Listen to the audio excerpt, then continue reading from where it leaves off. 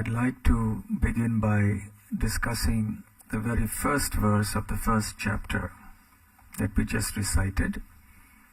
Dharmakshetre Kurukshetre Samaveta Yuyutsavaha Mamakah Pandavaschaiva Kimakurvata Sanjaya. So this is spoken by Dhritarashtra, the father of the Kauravas, to his secretary Sanjay. And in this question, Dhritarashtra wants to know what is happening on the battlefield of Kurukshetra.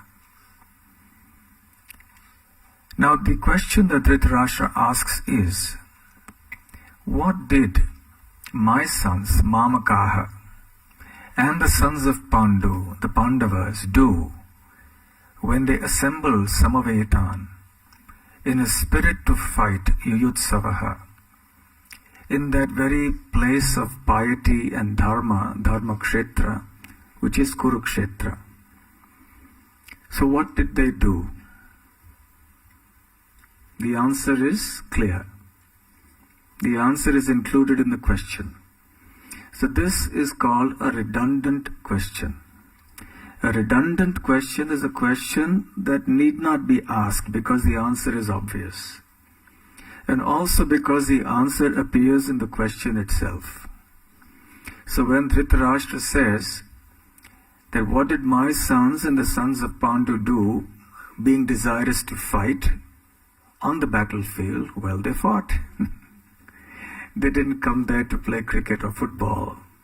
They came to fight. So why did Dhritarashtra then ask such a redundant question?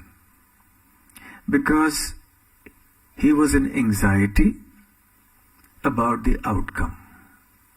So that anxiety was a source of this redundant question. What was the anxiety of the outcome about? The anxiety of the outcome of a contest may happen when we are uncertain about the outcome.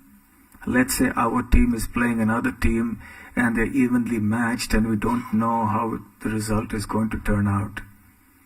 Or anxiety and depression can come when we are certain of the outcome. Also, the opposition is so strong that our team is certain to be defeated. Then also we feel a little depressed. So Srila Prabhupada mentions in the purport that Dhritarashtra was highly doubtful about the prospect of his sons emerging victorious in the battle, which means he was fairly certain that his sons would not emerge victorious. And especially now that they had come to Kurukshetra, he was even more doubtful. So what are the reasons for Dhritarashtra's doubt? Or rather, his almost near certainty that his sons would not emerge victorious? Number one, the power of the Pandavas. There were numerous instances, which we don't have time to discuss today, that have been narrated in the Mahabharata, where the Pandavas exhibited their valor and their prowess. And on a couple of occasions, they even rescued the Kauravas from defeat and death. Dhritarashtra knew all this very well. So on the strength of their valor alone, they would have emerged victorious. And then on top of that, they were supported and guided by none other than Krishna himself. Prior to this, Dhritarashtra had heard from Sanjaya that Krishna was not an ordinary relative of theirs. He was directly the Supreme Personality of Godhead. And he was the cause of this entire creation, and he could destroy the creation merely by raising his eyebrows. And Dhritarashtra was struck with wonder. So he very well knew who Krishna was.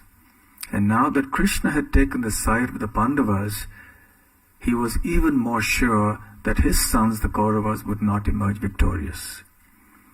And then, finally, there was the influence of the holy land of Kurukshetra, which has been called Dharmakshetra, the land of religion. Dhritarashtra was fearful that his sons, under the pious influence of the holy place, suddenly become pious. What a tragedy that would have been for Dhritarashtra. What if Duryodhana had suddenly become pious and said to the Pandavas, okay, take your 50% of the property? So Dhritarashtra didn't want that. On the other hand, he was hoping that the Pandavas would, under the influence of that holy place, say, all right, we've got a spirit of renunciation, you take everything. So then they would leave without even getting any part of the property, without battle. So that is what Dhritarashtra wanted. But he was very uncertain whether this would happen or not. And therefore he asked this redundant question. And this will actually set the tone for the entire 18 chapters.